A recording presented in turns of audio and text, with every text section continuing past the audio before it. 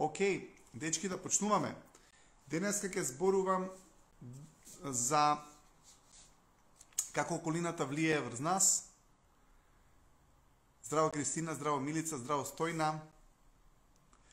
Океј, како околината влијае врз нас, поради тоа што дефинитивно емоционалната состојба и менталниот склоп на луѓето околу нас влијае врз нашиот ум и врз нашата емоционална состојба, но пред да почнам да зборувам за тоа, сакам само да дадам едно објаснување за едноставно зборував за четирите нивоа на мотивација од Хабард, нема да ги повторно навраќаме. Тие работи беше во еден од претходните лајвови, каде што зборевме дека највисокото ниво на мотивација е должност, но сакам да објаснам на еден по-друг начин, затоа што целите се тие кои што го креираат нашиот универзум, нели? Нашиот универзум е искреиран од нашите цели, од нашите визии, од нашите желби и така натаму. Колку повеќе го креираме нашиот универзум, толку по-убаво се чувствуваме и толку по-добро го контролираме физичкиот универзум, затоа што нашиот ментален универзум, нашата психа, нашиот ум, целите што ги имаме го креираат нашиот универзум, и ние сме во таа сфера на соништата, на убавите работи и така натаму. Физичкиот универзум се поклопува, односно едноставно се покорува на нас и на нашиот универзум во моментот кога ние го креираме нашиот универзум. Луѓе сакаат цело време да го креираат и да го контролираат физичкиот универзум и тука е проблемот. Физичкиот универзум го покоруваме кога ќе го освоиме менталниот универзум, кога ќе го освоиме духовниот универзум, со други зборови кога имаме цели, кога имаме визии, кога имаме желби нештото да го направиме и кога имаме ентузијазам за тоа што сакаме да го постигнеме. Ако немаме цел, ако немаме идеја, ако го немаме искрено нашиот умствен и нашиот психички универзум, тогаш имаме проблем, поради тоа што една работа е не знаеме точно што да правиме, затоа што гледате, имав еден цитат: ако умот ја знае целта, душата ќе го најде патот. Ако ние ја знаеме целта, ние ќе го најдеме патот и ќе ни биде многу полесно да го контролираме физичкиот универзум. Што е физичкиот универзум? Ѕидов, сликата, телефонот, телевизорот и така натаму, се тоа е физички универзум и тој се состои од препреки фактички, но ако ние само даваме акцент на физичкиот универзум, тогаш ќе имаме проблем, затоа што начинот како да го контролираме физичкиот универзум е да го контролираме нашиот умствен универзум, односно нашиот универзум, кој што се целите, идеите, желбите и така натаму. Колку повеќе луѓето даваат акцент на своите желби, на своите визии, на своите цели, на своите замисли, толку подобро го контролираат физичкиот универзум, кој што едноставно мислиме некогаш дека е доминантен. Ќе ви кажам една конкретна приказна што сум спомнал многу одамна, но има многу нови луѓе и за сите тие што се нови, затоа што ми пишувате дека ме пратите од скоро и така натаму. Јас сум доктор по медицина, но од кога заврши факултет се посветив целосно на работење со психата, со умот, како да ги подобрам емоциите на другите луѓе. Работам многу на себе, како јас да се подобрам, како да имам подобар човек, како да знам повеќе и така натаму. И фактички го градам тој психички, тој ментален универзум кој што го сакам јас. И во тој ментален и психички универзум се желба за изградување на подобра личност, за подобрување на умот, за подобрување на душата, помагање на што поголем број на луѓе. Работам со многу клиенти, ве молам, јавете ми се доколку имате проблем. Се извинувам што веднаш не одговарам на пораките, затоа што ги имаме доста, и се извинувам што веднаш не добивате термин за да работиме, поради тоа што стварно има доста интерес за луѓето се подобрат, и тоа е мојата цел и многу ми е мило дека има толку голем интерес, но знаете дека секојаш можете да ме контактирате. Не велам дека во истиот момент ќе одговорам, но ќе одговорам, верувајте, се трудам. 078-261-771 е мојот број, 078-261-771, така да може да ме консултирате како да го подобриме вашиот универзум. Затоа што гледате, универзумот наш, кога ние сме во него, ние сме креаторот на тој универзум и таму важат нашите закони. Ако ние се спуштиме на ниво на физичкото универзум, таму владат законите на гравитацијата и законите на физиката. Ние сме над законите на гравитацијата и физиката, доколку ние сме, тоа не значи дека кога сме во физичкото универзум, некој сака да рипне од дрво и мисли дека нема да падне, не ќе падне, дефинитивно, не мислам на тоа дека сме над гравитацијата и физиката, поради тоа што тоа е факт во физичкото универзум во кој што сме, така да немојте да рипате од гранка или што и да е, поради тоа што има гравитација и ќе се повредите. Но, она што сакам да го кажам е гравитација исто така и инертноста на нашето тело, нели? Едноставно ве влече, ајде така да кажам, газот на столицата или на троседот или грбот ве влече на троседот, затоа што зошто не влече? Зошто сме подлежни на тој физички универзум? Затоа што нашата цел, нашата визија, нашата замисла, нашите умствени работи кои што ги сакаме може не се до толку јако поставени и можеби не веруваме толку многу во нив и поради тоа физичкиот универзум ни прави инертност, дал на телото, дал на мрзливоста, што е инерција. Гледате, зошто? Поради тоа што ја немаме желбата и мотивацијата која што ни дава целта. Акцијата е полупсихичка работа и полуфизичка работа. Зошто акцијата е ментална, духовна, физичка работа? Ќе ви кажам. Поради тоа што акција, убава, конструктивна акција со напор, креирање, доаѓа од некаква мотивираност, некаква цел и некаква иднина. Ако човекот нема иднина, нема цел, нема мотивација, потешко му е да направи акцијата. Може да прави акција, но не значи дека таа акција е во координација со неговата цел. Не значи дека неговите акции се во координација со замислите, со идеите, со плановите, со желбите, кои што самиот човек ги има. Но мора да биде преди се храбар за да ги има тие планови, цели, желби, идеи и на тој начин се става во доминација над физичкиот универзум. Затоа што ако вие имате некоја голема желба, ако имате едноставно мотив да направите нешто, ќе видите колку полесно ги средуваме физичките работи и ги решаваме проблемите. Кога човекот нема, кога луѓето нема цел, земете брачен пар кој што нема цели, може да се испокараат по дома, но кога имаат цели, кога се организираат за некаде, за напад или за некој убаво патување, обично, зависи од табијатот и карактерот сепак на луѓето, обично ќе ги надминат своите несогласувања поради тоа што имаат повисока цел за нивниот заеднички универзум. Дури фамилијата е креирање на универзум, работата е креирање на универзум. Сето тоа се поврзани со идеи, со цели и со желби за иднината. Физичкиот универзум е само игралиштето каде што ние играме. Затоа што играта мора да има препреки, едноставно затоа што мора да има препреки, интересно е како игралиште и како нешто каде што играме, поради тоа што физичкиот свет е составен од ѕидови, од време, од немање на време и така натаму и така натаму. Ако ја имаме целта, тогаш сме ние во нашиот универзум и сме креатори и сме креативни.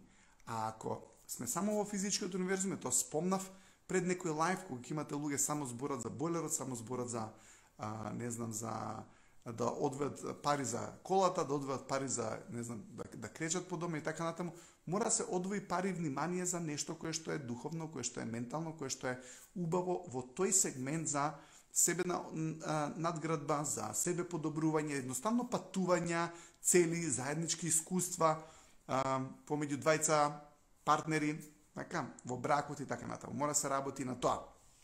Сега, всушност, она што сакав да го кажам е дека нашиот универзум е над физичкиот универзум и ќе ви кажам една многу убава приказна, некоја пиша што пишува мојот дуксер, пиша, може би не е лесно, ама барем да го направиме да биде интересно. Ова е цитат и може да се одберете цитат. Имаме дуксери на кои што може вашите омилени цитати да ги ставиме и да го добиете тој дуксер, да биде во ваша собственост. Но ќе ви кажам како, ќе го направиме тоа наредната недела. Приказна сакам да ви кажам. Од преска се спрем. Кога почнам да работам на себе подобрување, некаде пред 20 на години, сакав да идам на еден семинар кој што па и не беше така ефтин. За себе подобрување фактички беше. И таман одделев пари за да го посетам тој семинар. Едно утро кога станав, моите родители веќе беа починати, ја живее во семејната куќа во Бутел, сам, сестра ми беше мажен и оцелена, така да си бев сам, станувам едно утро и одам во кујната и гледам под самиот фрижидер имаше вода. И си викам, гаранте од фрижидерот. Собрав со џогер, се излегов на работа, се враќам вечерта, гледам повторно има вода. Утре дента повторно има вода. Викам, сепак е до фрижидерот, го едноставно растопив ледот, го избришав, викам, окей, сега нема шанса да има вода, мислејќи дека од самиот фрижидер. Не, утре дента повторно локва огромна вода среде кујна и под самиот фрижидер. Викам, мора да има некаков проблем. Викнав еден човек кој што не беше комшија водоводжија, кој што ги имал правено бараките во Буталти, ако се запознаени. На Хошимин улица, една од најголемата улица од Хошимин, на која има некои луѓе од Бутал, од Чаир, од Радичани, поздрав. Така да, таму живеев, таму го поминав детството и го викнав комшијата наши, ми вика, жарев дека, вика, каде што се наоѓа водава, ми објаснуваш, има некоја шахта под земја, па ми има и друга шахта таму што е у дворот. Не знам како не го разбрав, баш најдобро, вика, ќе мораме да копаме скоро малтене низ целата куќа, за да го направиме тоа што треба да го направиме. И му викам, добро, колку ќе ме чини тоа? И ми е кажала истата сума која што веќе имав одвоено за семинарот кој што сакав да го посетам. Викам, леле, како сега ова да дојде, таман ги спремив паричкиве, ми се случило некојаш така, таман ќе си спремиш парички за тебе, ете ти го физичкиот универзум, ќе ти улета со нешто непланирано, со некој бойлер, со некој шпорец, со нешто кое што е, секојаш излага тие непланирани работи. Зашто? Затоа што физичкиот универзум ќе ти стави стоп, сакаш да идеш некаде на пат, колата ќе се расипе. Океј, тоа е игра, тоа е забава исто. Не е дека треба да се нервираме поради тоа, но што се случи во мојот случај? Викам, добро, глеј, сакав да дадам акцент на мојот универзум, сакав да дадам акцент на себе подобрување, како да се чувствувам подобро, затоа што имав болка поради тоа што моите родители беа починати скоро и викам, сакам да направам нешто за себе, затоа што едноставно ми треба помош, сакам да бидам многу подобар и така натаму. Генерално сакав да се подобрам, не само тоа што моите родители почина, него сакав да бидам подобар како човек, сакав да почнам да работам на себе во тој период. Океј, си ги спремив пари и викам, што ќе правам? Викам, ај ќе размислам. Но, учејќи поврзано со законите на духот и законите на физичкото универзум, кажав вака, океј, на што ќе му дадеш валидизација, тоа ќе биде. Ако дадам валидизација на физичкото универзум, секако ќе ја средиме водава и е важно да ја средам водата и така натаму, ама толку долго чекав за овој семинар, едноставно толку среќен ме прави, толку сакам да одам, да го направам тоа себе подобрување, бришење на негативните енергии кои што ги создава, се складираат во умот и така натаму. Сакав едноставно да се ослободам од таа негативна енергија која што ја бев насобрал, сакав да ја претворам во позитивна енергија, тоа беше целата поента на работата на себе си и она што се случи, одлучив да додам на семинарот. Викам, едноставно сакам да го направам ова. Тоа беше момент, ќе се снајдам некако за водата, ќе најдам решение, ќе најдам чаре.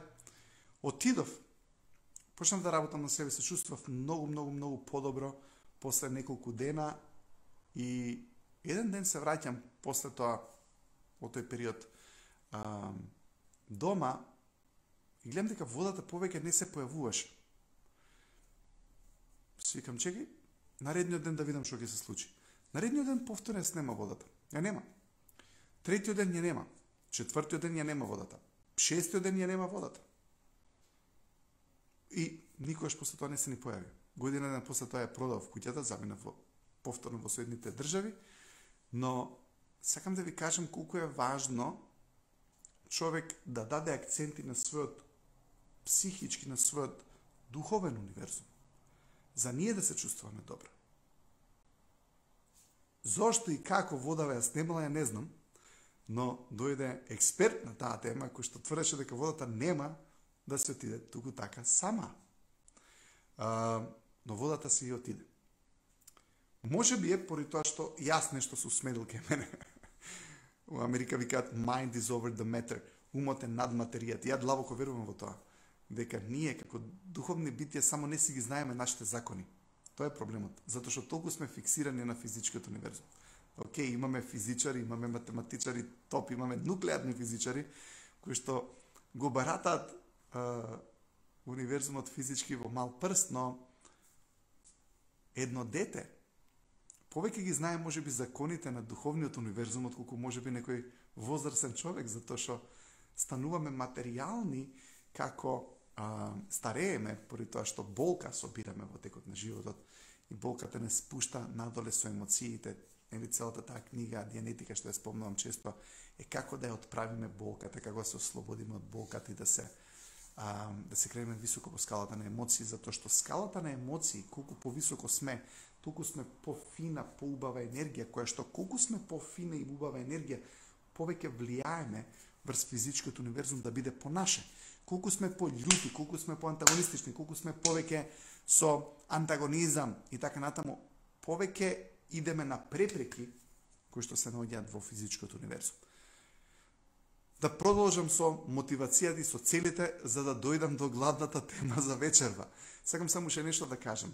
Мотивацијата е поврзана со близината на целта. Сакам ова да го објаснам. Ако вие сте власник на сопствената цел и имате сопствена визија, ентузијазам, намера што треба да направите, вие сте многу близко до таа цел. Како сте близко? Затоа што сте творец на целта. Кога сте творец на целта и кога ќе превземете власништво за целта и кога ќе превземете целосна одговорност за целта, и вие имате контрола врз вашата иднина. Колку подалеку е човекот од целта? Како се оддалечуваме од целта? Целта не ни е важна, целта не е наша. Мајката му ја дала целта на детето, како мајка ми што ме тераше да свирам клавир, тоа ја бев многу далеко од целта. Данче беше многу близко до целта. Мајка ми беше близко до целта на цела фамилија. Дури и на комшиите, затоа што сите од комшилукот свираа клавир кај нас, цела фамилија свиревме клавир, виолина и така натаму. Она беше многу близко до целта, неизина целта беше како и на моите вујковци, дедо ми и така натаму. Тоа се музичари, но поентата беше дека тој што е најблиску до целта, тој има најголема контрола врз целта. Зошто? Затоа што има најголема заложби, затоа што е најодговорен. Ја бев многу далеко од целта да бидам пианист. Ја бев многу близко до целта да бидам кошаркар, зашто тоа беше мојата цел и тоа беше моја креација. Ја бев у комуникација и у близина со таа цел, затоа имав контрола врз неа. Но целта да бидам пианиста бев далеко од неа.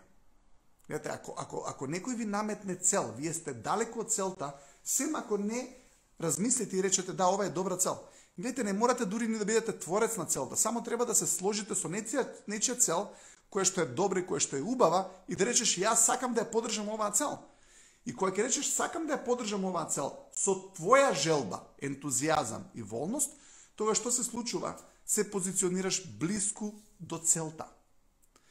Целта, ако не е наша, ако не сме близко до целта, немаме мотивација. Еден човек, ајде да кажеме, кој што е собственик на некоја фирма, он е таму, у визијата, у целта, он е има искрирано што е мисијата на таа организација, тоа е негова идеја. Имате некој човек кој што е вработен, кој што може би го нема неговото ниво на мотивација, тој вика, окей, 4-1 минута, јас си одам. А овој кој што е собствеников, тој е до 8 саат на вечер таму. Зошто? Затоа што е близко до целта. Може овој што си оди у 4-1 минута има друга цел, докој што е близко. Може би е тренер по кошарка. Цело време на терените кошаркарски. Зошто? Затоа што е негова цел. Затоа што е под негова волност таа цел. Колку сме повеќе близко до целта, толку волноста ни се зголемува, ама волноста ја прави целата магија, затоа што волноста ги руши препреките, волноста ја крира одговорноста, волноста прави да знаеме, волноста прави да имаме контрола, волноста го отвара патот кон иднината. Ете, сето тоа е поврзано со волноста и близината на целта. Тоа е тоа што сака да ви го кажам. Мотивацијата зависи од тоа колку сме близко до целта наша или нечија цел. И ако сме близко до таа цел, ако сме одговорни за таа цел, ако сме уверени дека е добра, ако сме убедени дека е добра таа цел и веруваме во неа, ние сме близко до таа цел. Не? Океј, тоа е тоа што сакам да го кажам за мотивација, но денеска ќе збориме за нешто друго, ќе збориме за околината и ќе збориме за тоа како околината влијае врз нас на ментален и психички, емоционален, мисловен аспект и како околината може да направи да сме некој кој што стварно сме или може да направи да бидеме некој кој што не сме. Ќе ви кажам пример. Замислете си, доаѓате дома, насмеан си, ведар си, се чувстваш супер и со таа емоционална состојба, со тој жар, со тој ентузијазам, никој не ти обраќа внимание. Едноставно као да не постоиш. И цело време како доаѓаш весел, среќен, ентузијастичен, никој од околината не те приметува на тој начин, едноставно не ти одговараат, не те наградуваат, не те пофалуваат, не те подврдуваат, затоа што си. Ама еден ден доаѓаш тажен, или еден ден доаѓаш нешто те боли, или еден ден доаѓаш нешто си разочаран, ама тоа ще приметуваат. Што ти е? Зашто? Како? Што се случува? Чајче да не сакаш да те направам? Супичка? Сакаш супа? Ке ти направам сега јадење. Да не сакаш сутлеш со цимет? Може сутлеш со цимет? Може. Ти сакаш сутлеш. Сега ќе ти направам ја сутлеш. Не се секирај. И да си викаш, вау, глеј, зашто добивам сутлеш со цимет јас, која сум тажен, која си разочаран и така натаму? Ама не ти дават сутлеш со цимет кога си супер среќен, кога си одлично, кога си топ, кога си едноставно задоволен со се, среќен си. Не ти обраќаат внимание. Што околината таква не тера да направиме и да мислиме во тој момент? Човекот е социјално битен, он сака се вклопи во околината и тука е грешката, зашто сака се вклопи со околината. Гледате, има еден убав цитат од Хабарт, вика, успешниот човек ја прилагодува околината на себе, неуспешниот се прилагодува на околината. Ако имаме околина која што е пониско со емоциите, ако се прилагодиме на неа, стануваме неуспешни. Од кој аспект неуспешни? Па нека и барем емоционален аспект. Разбирате, дури поголем успешност е кога некој човек е среќен, кога е ведар, кога е задоволен. Тоа е успех, емоционален и животен, би рекол. Но ако се прилагодиме на некоја околина која што не е до толку успешна емоционално, ќе станеме неуспешни и ние емоционално, мисловно и така натаму. Гледате пример друг да ви дадам. Замислете, имате некој дечко кој што има проблем со комуникација, може би е срамежлив, може би искреирал некој тип на лик и однесување кој што е кловнот во друштвото. Може би, гледате, нема ништо лошо човекот да има убав хумор и да се шегува и така натаму, и нема ништо лошо да си кловен фактички во животот. Но што се случува доколку имате некое друштво? Не знам дали сте приметиле. Сте имале ли некојаш друштво или сте виделе некој човек кој што бил во друштво и бил прифатен само како кловен? Што сакам да кажам? Гледате, кажуал, шеги, се само инвалидизирал, шегите биле на него, ама гледаш дека тоа не е баш најздрав хумор, не знам како да ви објаснам, себе инвалидизирачки хумор. некој хумор каде што он ќе ги насмее сите други, а уствари на страна го знаеш дека човеков не е баш таков кловен, малку е тажен и има проблеми, но поентата што ми е? Он е прифатен од неговото друштво само ако е кловен. И човекот што прави? Он станува кловен. Не го кажам ова на лош начин. Многу убаво човекот да е кловен, сакам кловни и тоа е забава. Ама кога ќе кажам да си човекот сака да е кловен, мислам прави работи кои што се смешни, ама на него мора да ги прави работите да бидат смешни за да биде прифатен. Од тој аспект сакам да кажам да биде кловен у негативен контекст. Не, он мора да биде смешен затоа што само така го прифаќаат, затоа што ако не ги прави тие шеги, не му се смеат и не го прифаќаат пријателите, ама човекот уствари не сака да се шегува на тој начин. Приморан е тоа да го прави за да може да биде прифатен од околината. Гледате, ќе ви кажам една друга работа интересна. Некој човек, ова иде до тој степен, да некој човек за да биде прифатен од околината, а под прифатен значи да му обраќаат внимание, да сакаат да му помогнат, да сакаат да бидат до него, да го уважат. Знаете, некој човек, сте видели у друштво, имате некој многу фино дете од супер фамилија и ќе почне да краде, не знам, цреши кај си од комшиве, па дури и тоа, не, може вака ќе речеме, гледате, тоа не е ништо, но е нешто ако тоа го прави, и обично тоа го прават за да влезат и да бидат дел од некое, ајде да кажам, по деструктивно друштво кој што има деструктивни идеи. Не, порано мораше да се изгори човек со цигара на раката за да биде дел од некое кулу наводници друштво и така натаму. Зошто луѓето тоа го прават? Затоа што сакаат да бидат прифатени и да бидат дел од друштвото, поради тоа што мислат дека без тоа друштво можеби нема да обстанат најдобро. Ама не е така. Сакам да дам акцент на колку е важна индивидуалноста и нашиот порив да бидеме и да одиме некогаш сами во животот, без разлика дали има некој околу нас кој што ќе не поддржи или не. Убаво е секојаш да имаме некој кој што ќе не поддржи. Ама ако ние треба да бидеме тип на негативен кловен кој што ќе прави шеги постојано и кога не му се прави само за да биде прифатен од друштвото, ако мораме да крадеме сливи кај си, да се гориме со цигари на раката за да бидеме прифатени од некој, тоа не е окей. Разбирате, затоа што сакаме да бидеме прифатени од околината. Сега, ова иде до тој степен, може ова ќе ви биде чудно. Ама, ова е моje мислење, не знам, може би не е така, но ако го размислам ова, си викам, дали е можно некој човек дури и ментално да не се чувства добро во некои ситуации, нели, за да биде прифатен од околината. Зошто? Затоа што кажуваме на таа околина не сме опасни за вас. Не сме опасни за вас.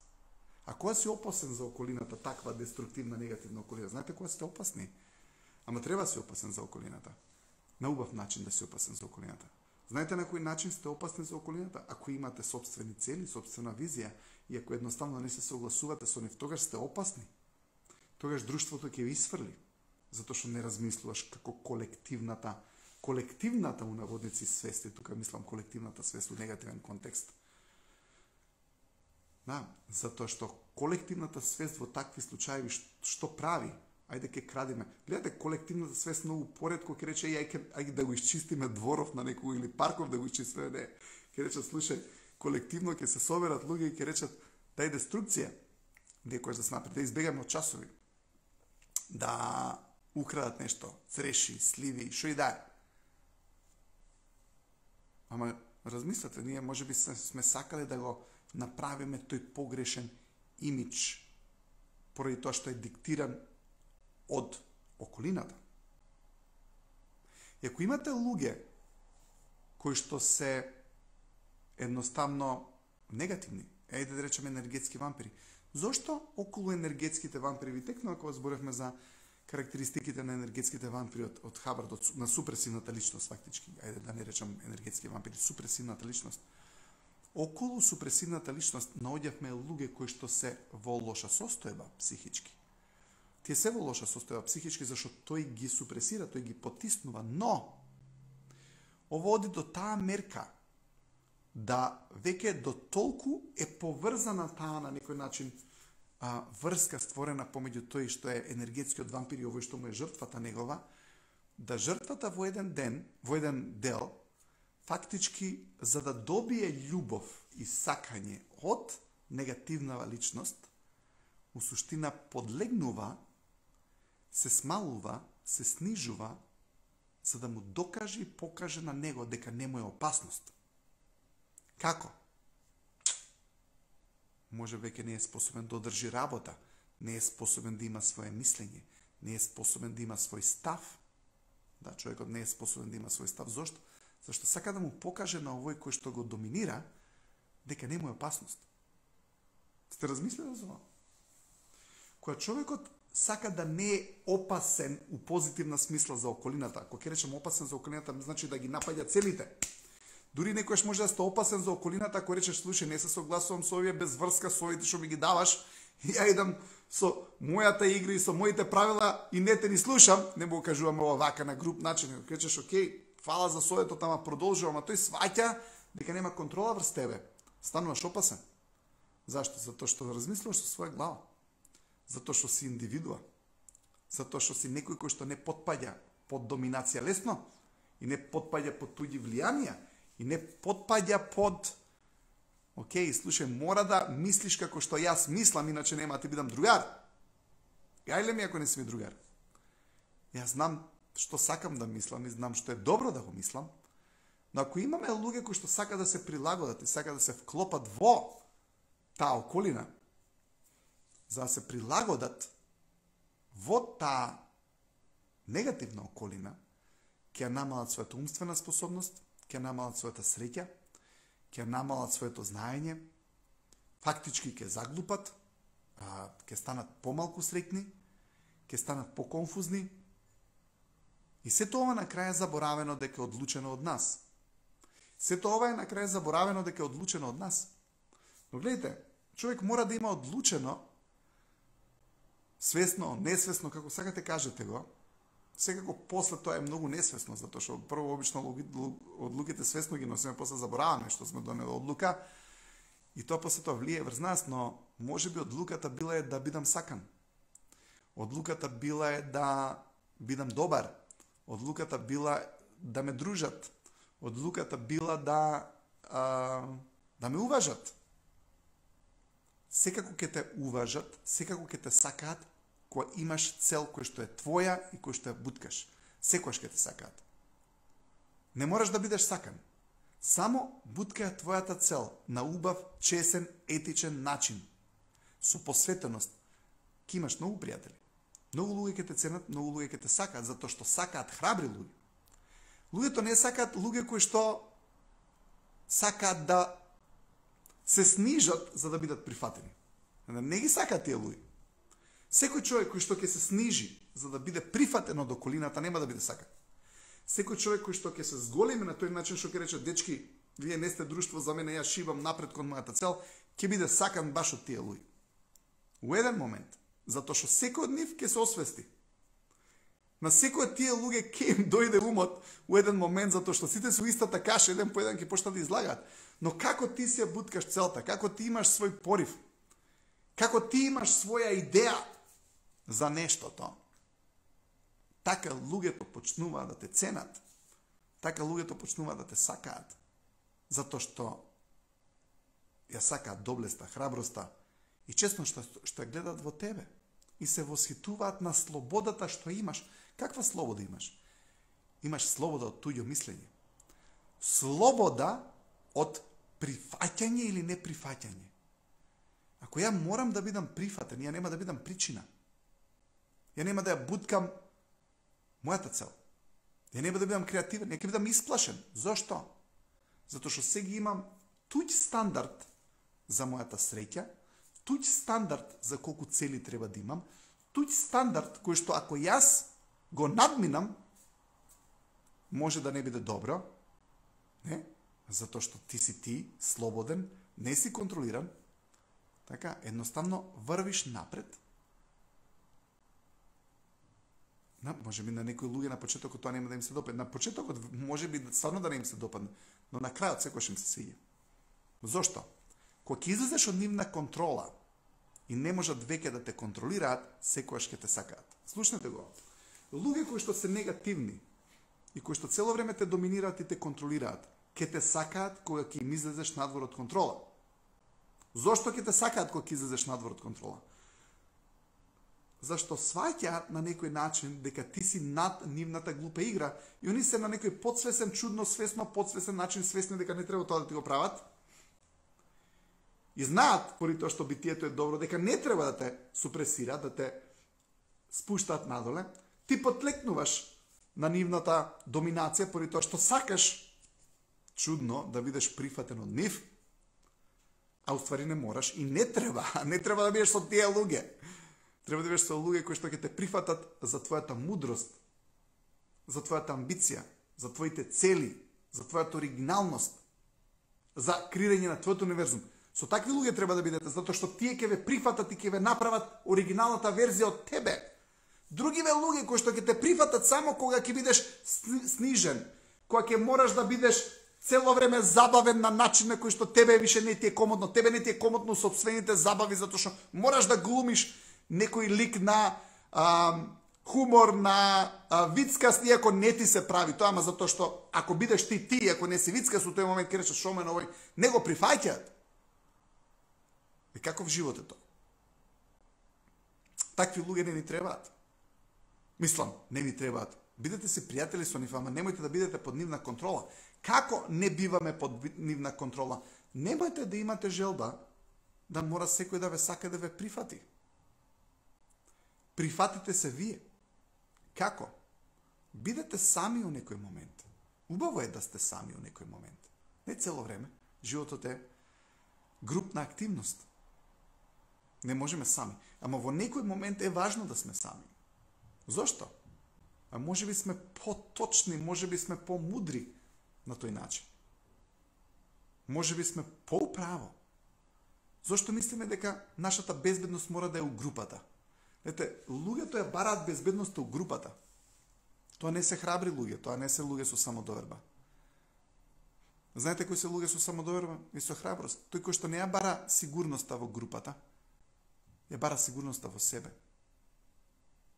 Затоа што ако ја барате сигурност од групата, никош нема да постигнеме начини и цели и работи кои што се над нивото на свесноста на групата.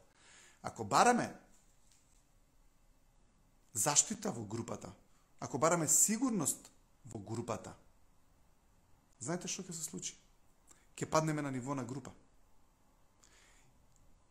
И нема да ги постигнеме целите, кои што како индивидуа се поголеми од целите на групата. Да. Има еден убав цитат, повторен од Хабер, вели: убавите работи на оваа планета потекнуваат од индивидуални работи, од индивидуи, не потекнуваат од групи. Затоа што индивидуата ги има фактички многу креативни, конструктивни идеи. Ако видите се ова на оваа планета, гледате го Илон Маск, тоа се негови идеи. Така, Никола Тесла, Томас Едисон, кој да е иноватор на било какви големи нешта, доаѓаат од неговите идеи. И тие луѓе морало да бидат многу храбри, многу храбри, за едноставно да не барат одобрување и сигурност во групата. Не барајте сигурност во групата. Ако барате сигурност во групата, нешто правите што не е како што треба, може би сте на некој ниво во вашиот живот, на некоја раскрсница, во некој проблем, каде што ќе речеш, доаѓа керка, доаѓа синов, тато, мамо, шо да направам? Шо ќе ти кажа татко ти, мајка ти? Тоа што е најбезбедно. Океј, може би не. Може би побезбедно е да си прво небезбеден, за после да станеш уште побезбеден. Ако ме разбирате, не ќе да ве збунам, ама општеството, групата, секогаш сака безбедност која што е поврзана со да си има сигурност некоја. Најди државна работа, најди административна работа, да ти доаѓа 400 евра плата, да имаш плави картони. Тоа е безбедност. За некој е безбедност. За некој безбедност е да има постојано идеи, мотивација и визија како да ги оствари тие идеи.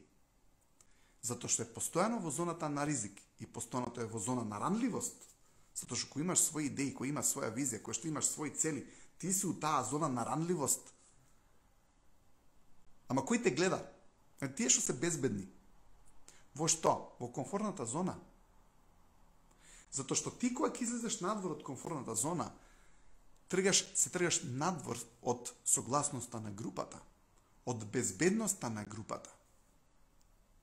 Ете, безбедна одлука може би е безбедност вистинска да тргнеме кон целта и да видиме колку многу можеме и колку многу можеме да постигнеме и со тоа да стекнеме сигурност и самодоверба. И тоа ќе ти даде поголема безбедност. Зошто? Затоа што нема безбедност без ресурси. А што е најголемиот ресурс? Личната сигурност. Самодовербата. Вербата во себе. Тоа е најголемиот ресурс кој што човекот го има. Зашто да не стремиме кон тоа? Ама тоа нема да го добиеме во комфорт зоната и во јас ке се водам како што групата мисли и ке каже. Затоа што фактички големината на човекот е да отвори пат, светлина и простор во кој што луѓето ќе одат безбедно. Гледате, имате луѓе кои што постигнале големи работи, кои што го трасирале патот за многу други луѓе. Тие искреирале на некој начин подобар живот за сите нас. Дали тие самите биле безбедни? Може би не биле безбедни. Може би страдале, веројатно. Може би едноставно имале многу ризици. Да. Ама тоа се луѓето на кои што ми ги должиме сите благодети на денешницата. Верујте ми, ако сите сме сакале у секој момент од нашиот живот да бидеме само безбедни, нема да излеземе надвор од комфорт зоната и да видиме колку многу можеме да постигнеме. Да, ризикот секогаш се смалува со едукација и со знаење. И затоа е многу убаво човек да работи на себе, едноставно да добива информации во врска со тоа што сака да го направи. Но ништо нема да не замени храброста да трнеме, небезбедноста на почетокот, кој што после тоа ќе претвориме во убава безбедност, затоа што безбедноста доаѓа кога имаме контрола врз нашиот простор. Ама не можеме да освоиме голем простор и да имаме контрола врз голем простор ако немаме големи идеи. Со мали идеи ќе имаме мал простор и ќе имаме мала контрола. Но секој човек има право на избор. Слушајте ги луѓето кои што се играчи. Нели? Ако сакате да донесете некои одлуки, донесете ги. И едноставно, да, татко ми кога сакав да се вратам од Америка ми даде еден многу убав совет. Му викам, тато, дал да се вратам, да не се вратам. Кажи ми, те молам, не можам више. Ми рече, синко, ако ти кажам ја што да направиш и после тоа ако сватиш дека си одлучил, вика, цело време ќе ми замеруваш мене во животот, така да одлучи си ти, ќе те поддржам јас. Не значи дека родителите нема да ви дадат добар совет.